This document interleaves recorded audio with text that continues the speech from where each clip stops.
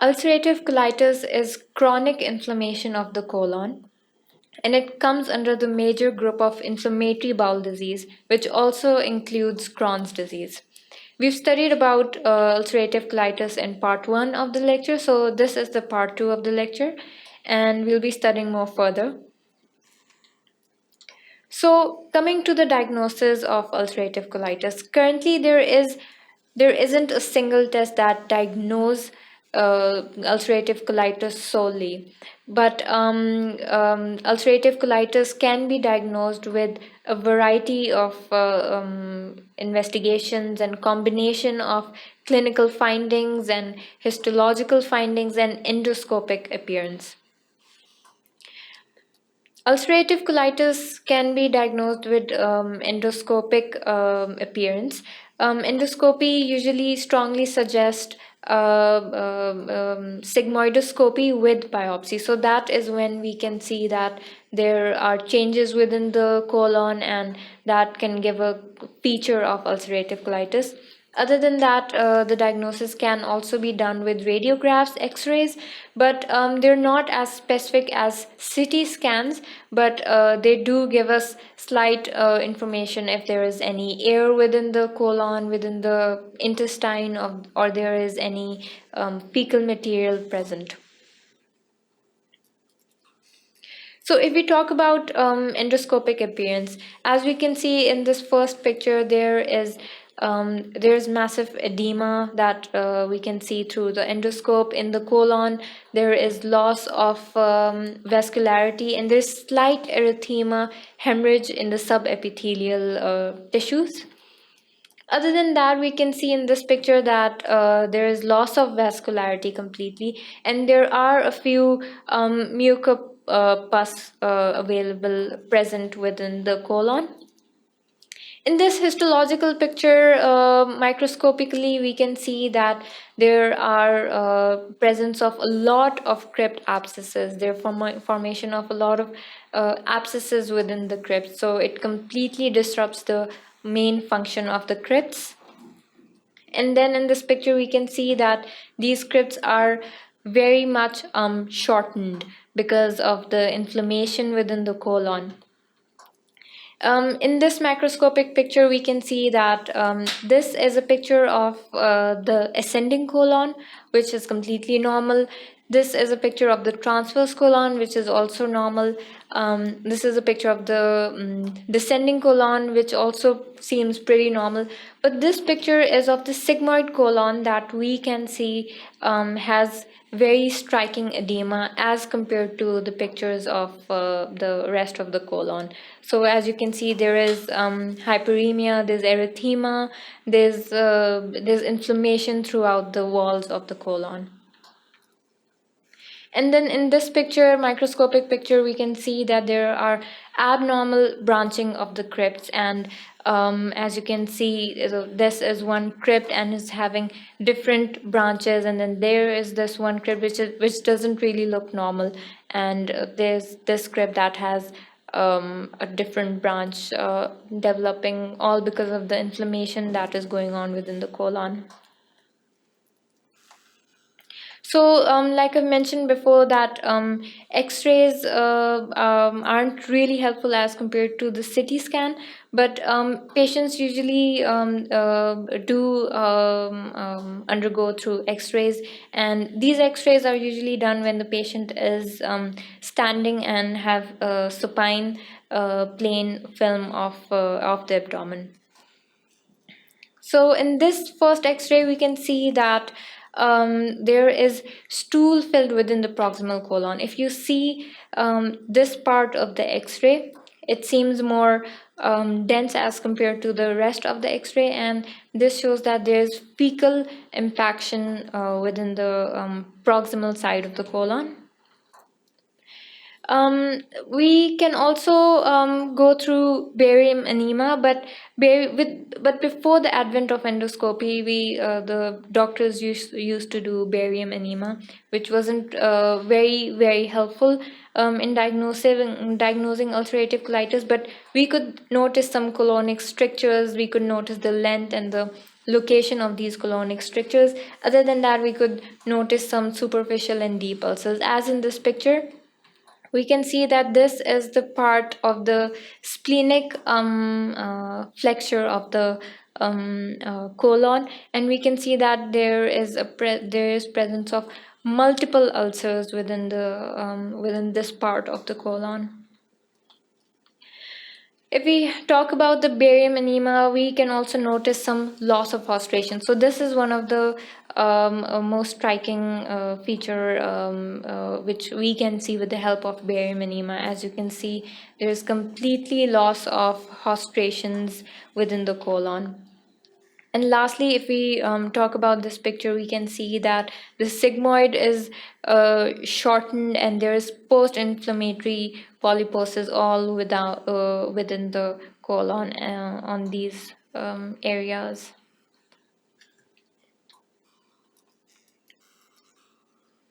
So if we talk about the differential diagnosis of ulcerative colitis, they're categorized into three major parts. So as we all know that ulcerative colitis comes under the group of inflammatory bowel disease. So the most important disease that we should be differentiating is from Crohn's disease. So we've mentioned in the lecture of Crohn's disease that what are the main striking differences between Crohn's and ulcerative colitis. So Crohn's disease is one of the major diseases that should be distinguished. If we diagnose a patient of Crohn's disease, they usually present with skin lesions and granulomas. So this is how we diagnose Crohn's disease. But other than Crohn's disease, we are also supposed to differentiate ulcerative colitis from infectious causes and non-infectious causes. If we talk about the infectious causes, the major infections that is also very similar to ulcerative colitis includes Campylobacter, Shigella, and Salmonella. But other than these three, there are a lot of different infections such as Clostridium difficile, cytomegalovirus, herpes simplex viruses, Listeria monocytogenes. So these are all the infections that we should differentiate from ulcerative colitis, because they might also be able to cause similar symptoms with ulcerative colitis. If we talk about the non-infectious causes, these might include radiation colitis, eosinophilic colitis, diverticulitis. Diverticulitis patients usually, they also present with diarrhea.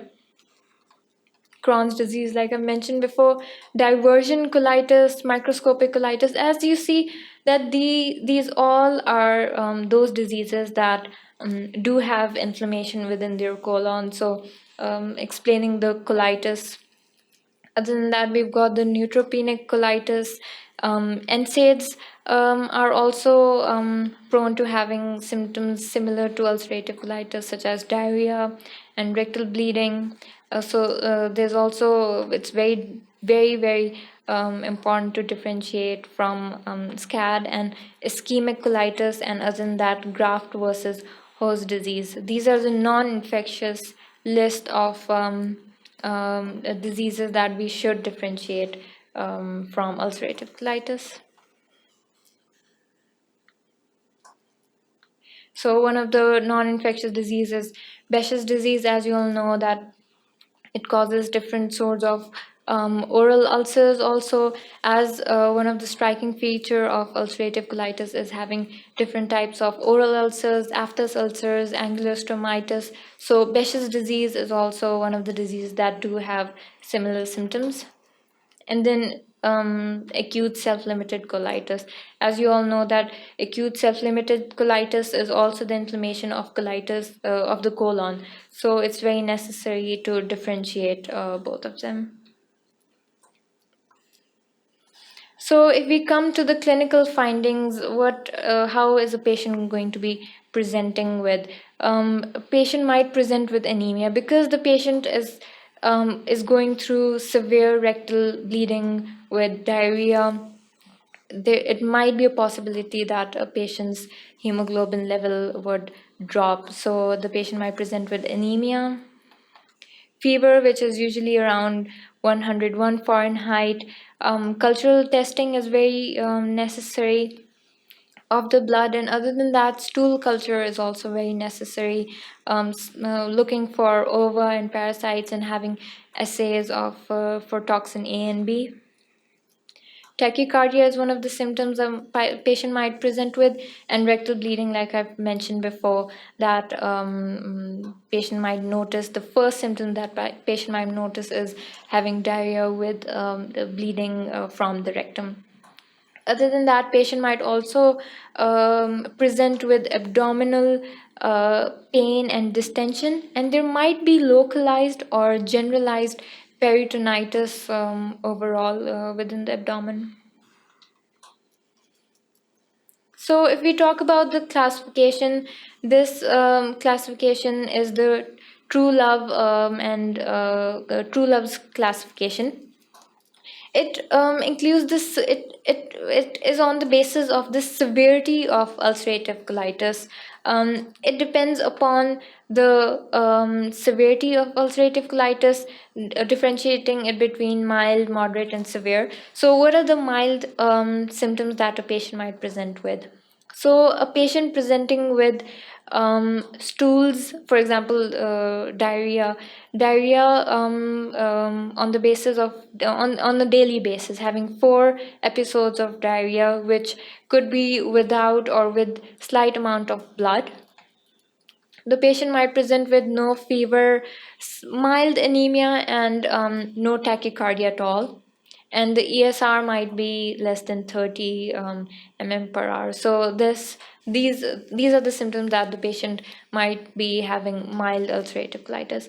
So if we come to the moderate ulcerative colitis, it usually is intermediate between the mild and the severe symptoms. And if you talk about the severe symptoms, the patient might have 6 or more episodes of stool per day, and with visible presence of blood within the rectum.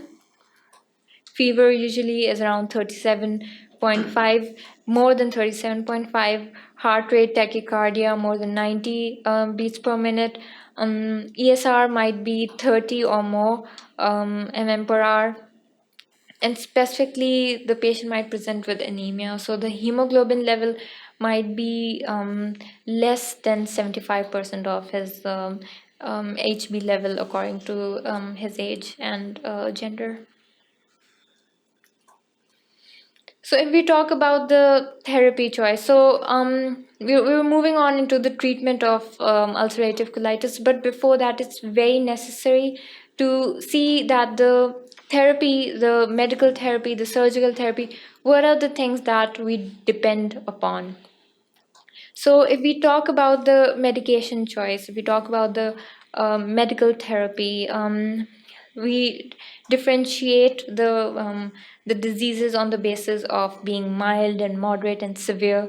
So, for example, mild patients with mild ulcerative colitis, they usually have one sort of medical therapy, and then patients, if they have moderate ulcerative colitis, there might be an addition of an extra medication, and severe might be a collection of different therapies, medical therapies such as induction therapy and maintenance therapy, and biological therapies such as the anti-TNF medications.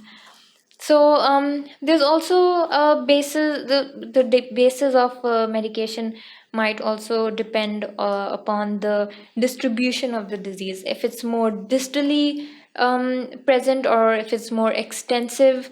So this is one of the category that the specialist, the gastroenterologist, must look into before prescribing the patient with medications. And lastly, prior the therapy, we're supposed to see what is the response How would a patient respond to the medical therapies? What are the different side effects that we should be keeping in mind? Would the patient be compliant with the therapy or not? As you know that there are a lot of medications that have a lot of side effects, such as steroids that would be giving to the patients of ulcerative colitis. They have their own sets of side effects.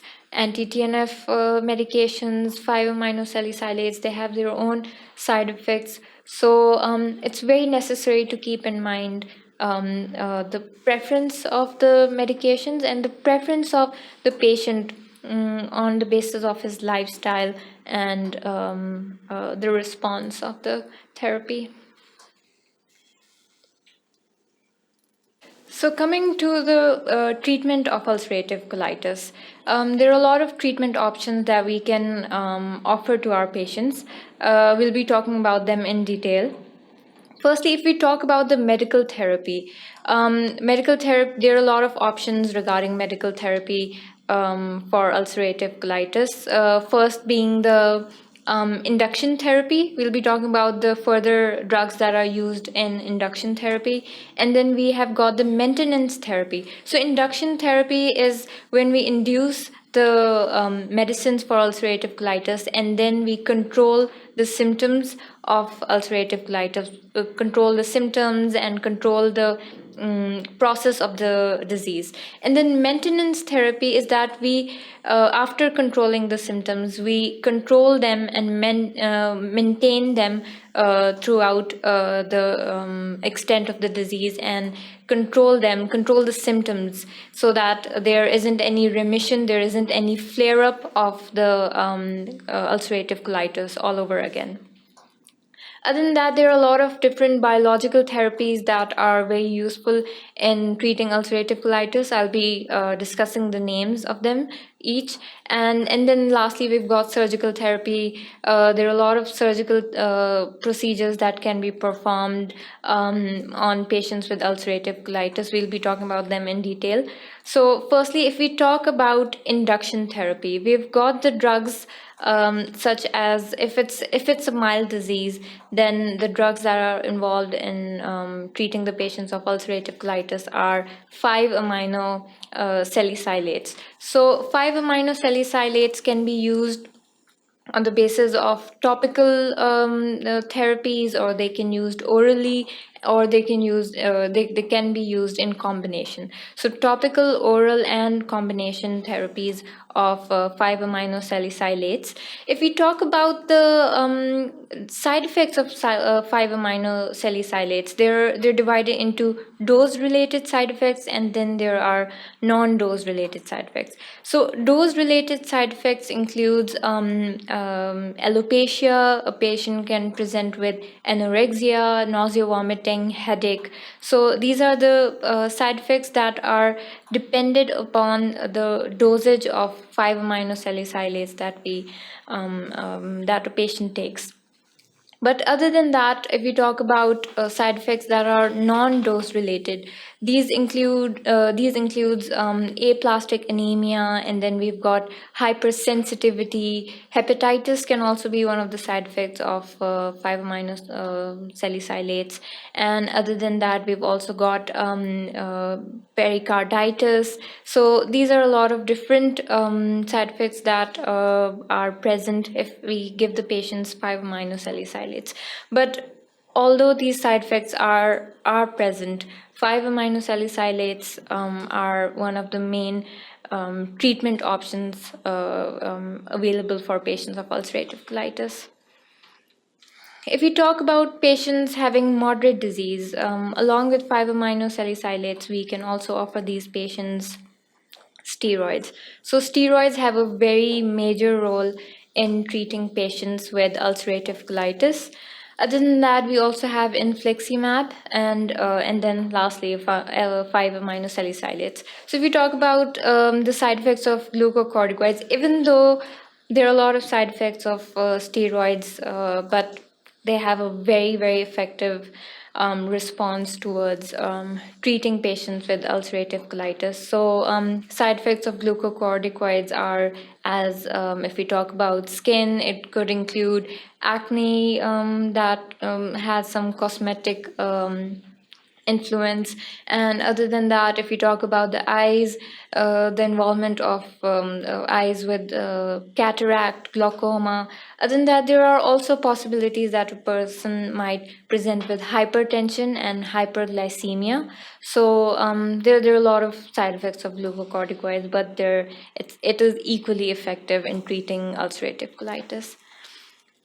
If we talk about this severe disease, we can offer a patient steroids, which is through the IV line, and then there is a drug called azathioprine, that, as you all would be knowing. So this is also one of the basic drugs that is very, very effective in patients with severe ulcerative colitis. Other than that, we have the same infliximab, and then additionally we have cyclosporin. So if we talk about side effects of azathioprine, it could include hypersensitivity or infection or nausea, vomiting. Other than that, cyclosporin has a few side effects which is very unique, such as anaphylaxis. A patient could present with tremors. Seizures could also be a possibility in patients taking cyclosporin, and other than that, common hypertension and headache. So these are the induction therapies that can be offered to patients, taken orally or topically.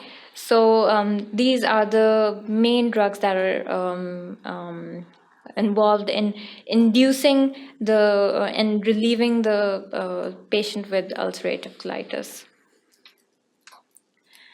So if we talk about maintenance therapy, so like I mentioned before, we've given the patients induction therapy, we've controlled the ulcerative disease, we've controlled the symptoms.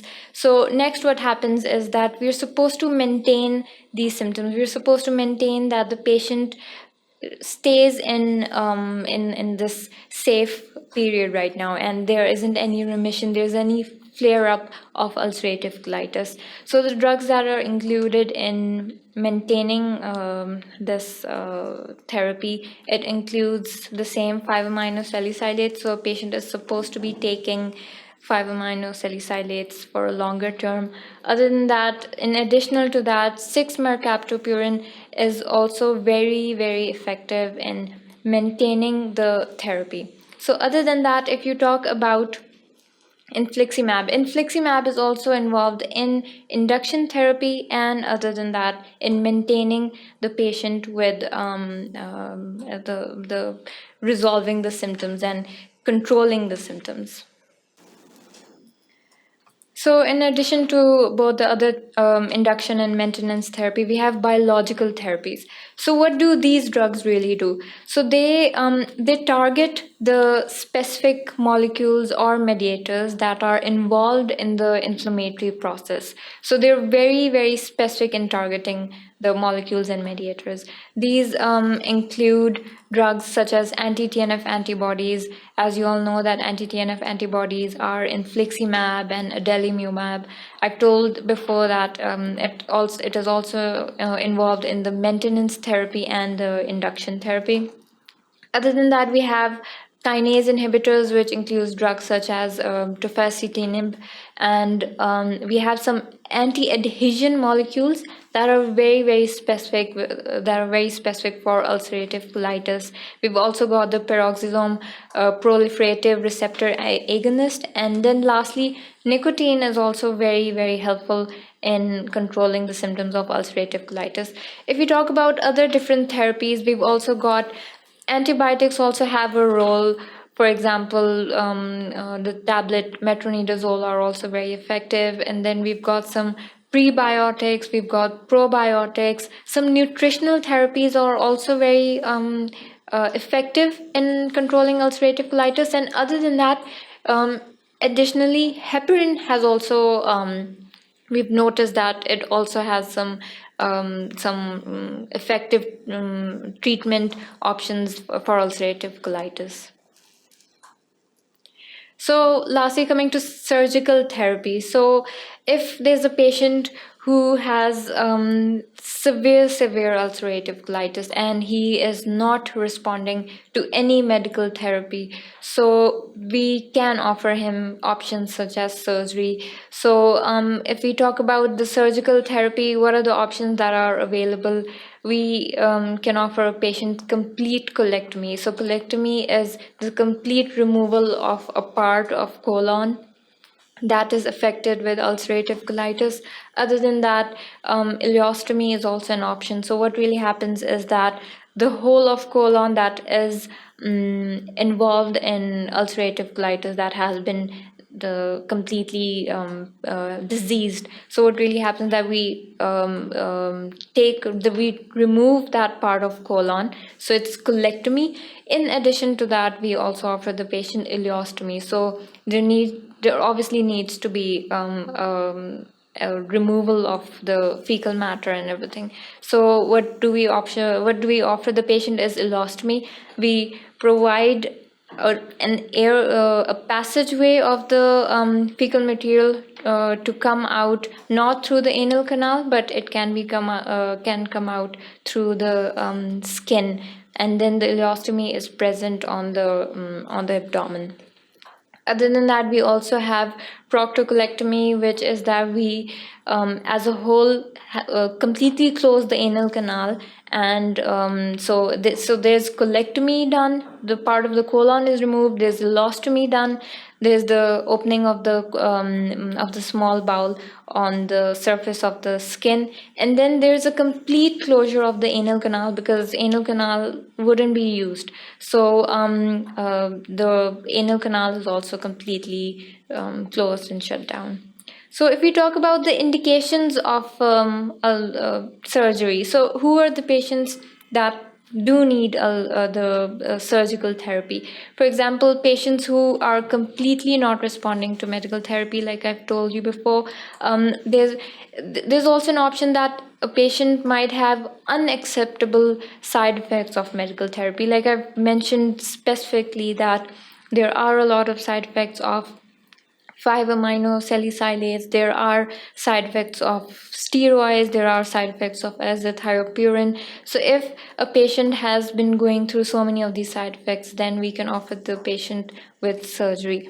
Other than that, if there's intractable disease of ulcerative colitis and they're not responding to medical therapy. Other than that, if a patient presents with toxic megacolon, if there's any perforation, if there's if there's a slight chance of carcinoma, as you know that pseudopolyps are more prone to, as ulcerative colitis do have pseudopolyps. So pseudopolyps is one of the risk factors for carcinoma. So a carcinoma could occur. So the patient must go through surgery. Other than that, if there are chances of growth retardation, so we can offer these patients surgical therapy. So, what are the different surgical options? So, there are a lot of different types of surgeries that that are available for the patient. So, these usually depend upon a few things, such as depending upon the urgency of the surgery. For example, a patient comes up in the emergency and we need to there and then decide that what surgery are we going to be offering. So it depends upon the presenting case of the patient. So the urgency, and then depending upon the age of the patient and the general health of the patient, and lastly uh, depending upon the effectiveness and the lifestyle of the patient. For example, a patient having ileostomy is very difficult for a patient emotionally and physically. So these are the things that we need to be considering for patients regarding surgical therapy. So we've got a lot of options. One being the conventional ileostomy with subtotal colectomy. So this is the least extensive operation that can be offered. So this is the Brooks ileostomy. What really happens is that there is a complete subtotal colectomy done. So as you can see, the colon part, the colon that is affected, it is completely removed. And then there is an stoma formation on the surface of the skin, and this includes the ileum, the small bowel. And but if you notice the anal canal, it's still intact. So this could be an operation that is temporary. Other than that, if we talk about subtotal colectomy with ileorectal anastomosis. So in this operation, what really happens is that you can see there's no formation of stoma. So there is the part of colon that is completely removed. So what happens next is the anal canal is also still intact. So the ileum is connected to the anal canal, and then there is an anastomosis done, and so the fecal matter can pass out through the anal canal. So there's another conventional ileostomy with total protocolectomy. So what really happens is it's kind of similar to the first one. The ileostomy done is the Brooks's ileostomy. So the part of the colon that is affected, it is completely removed. There's a stoma formation, and other than that, the anal canal that was intact in the first type of surgery. In this, the anal canal is also the rectum, and the anal canal is completely removed too, and there's a complete closure of the anal canal. The fourth type is the continent ileostomy with total protocolectomy.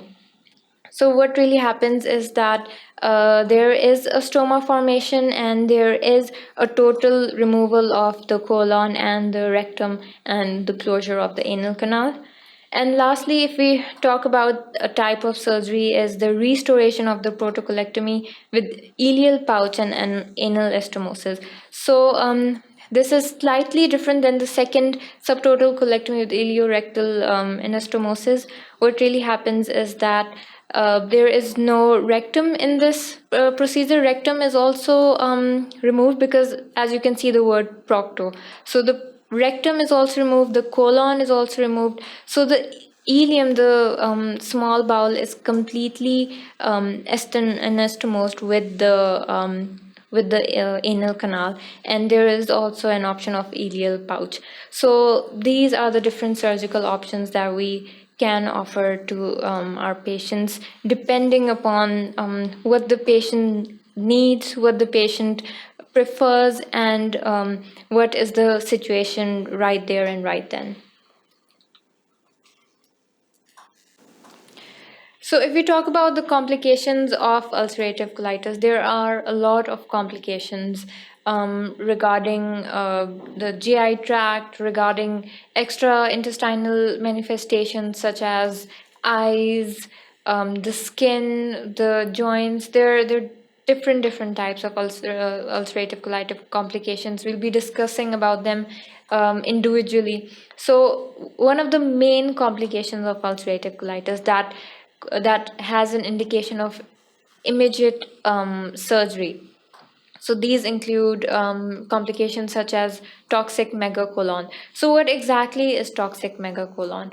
It is defined as an acute colonic dilatation of the colon, which is more specifically of the transverse colon.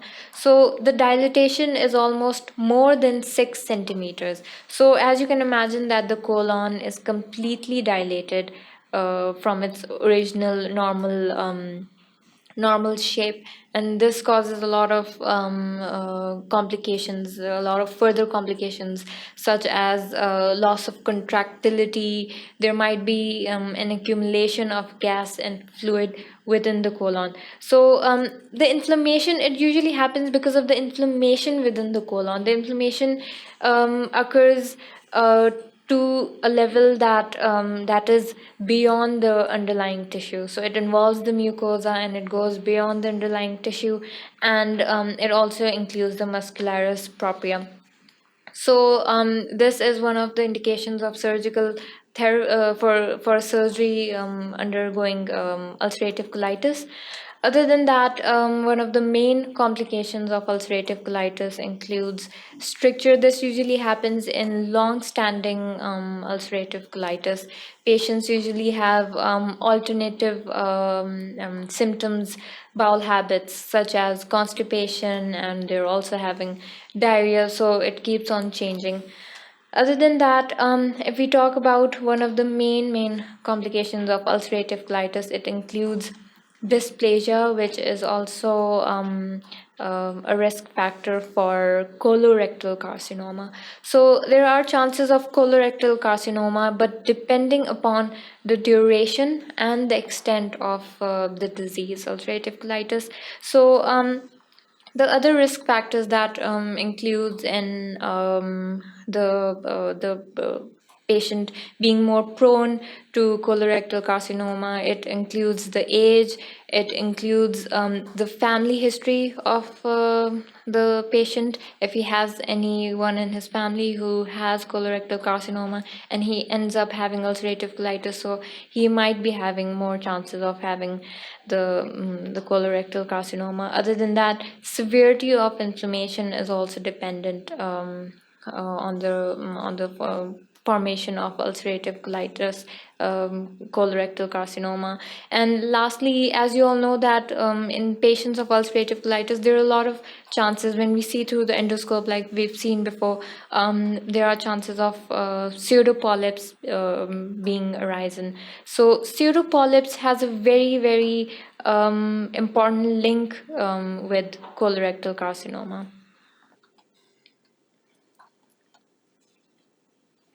So, like I've mentioned before, that there are a lot of extra intestinal manifestations regarding ulcerative colitis.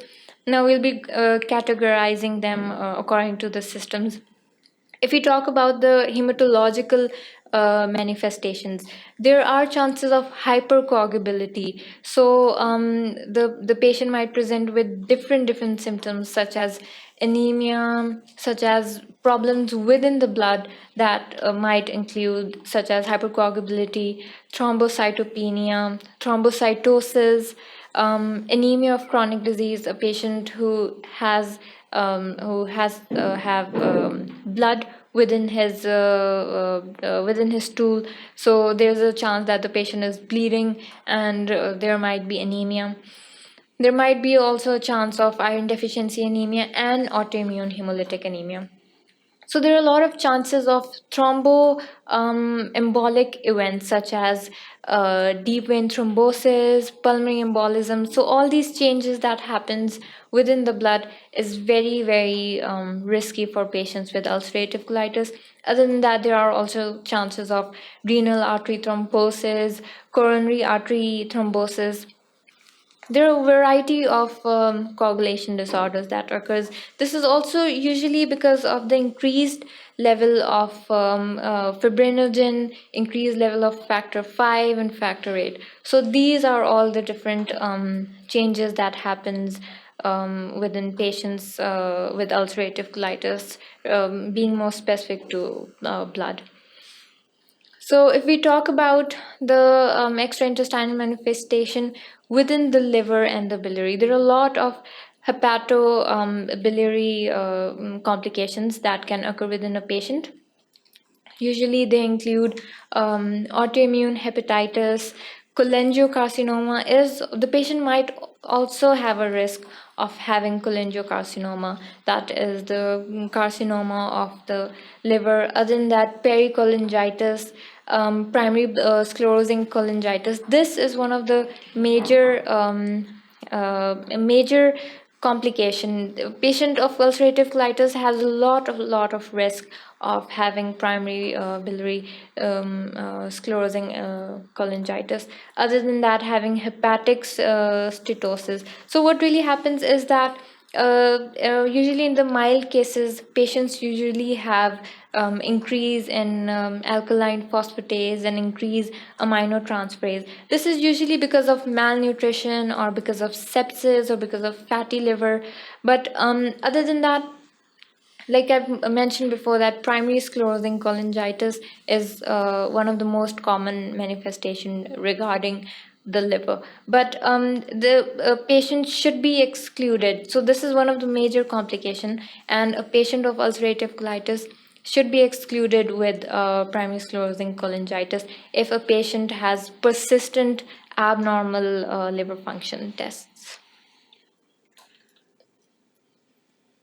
So, other organ, if we talk about the complications, is the musculoskeletal manifestations. So, there are chances that the patient have these different rheumatological manifestations, injuries having to his joints, having injuries to his muscles. So if we talk about it in detail, the patient usually have low bone marrow density. So a patient with ulcerative colitis, it's very necessary that they have consecutive 1 to 2 year in have a DEXA scan at 1 to 2 year interval to see the bone marrow density, if it's getting low or if it's the same. These patients usually present with joint swelling and pain in their joints. So, ankylosing spondylitis is one of the rheumatological complications.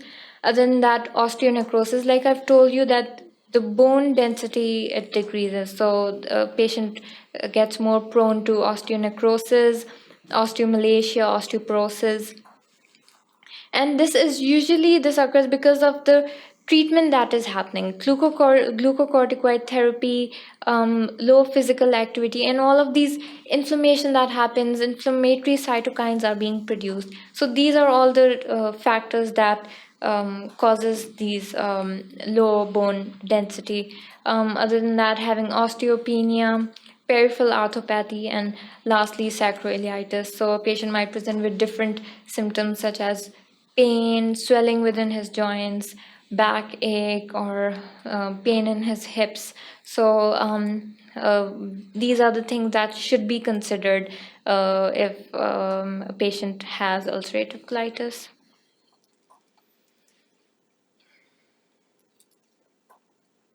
So if we talk about manifestations of the eyes, ocular manifestations, so there are patients around, the percentage might be around 5 to 8% of patients with ulcerative colitis. They do have symptoms that start to occur within the eyes.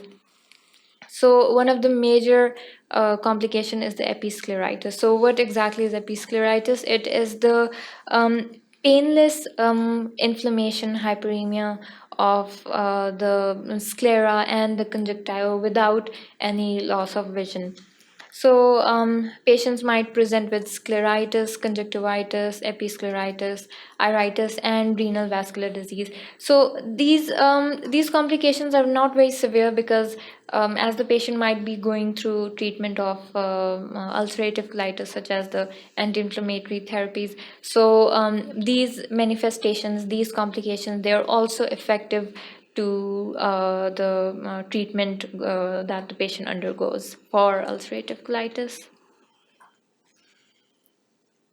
So, lastly, if we talk about the complications regarding the oral mouth and regarding the cutaneous manifestations, a patient might present with angular stomatitis, aphthous ulcers, as these are very specific to ulcerative colitis and the inflammatory bowel disease. There are around 10% of patients that do present with aphthous ulcers and angular stomatitis.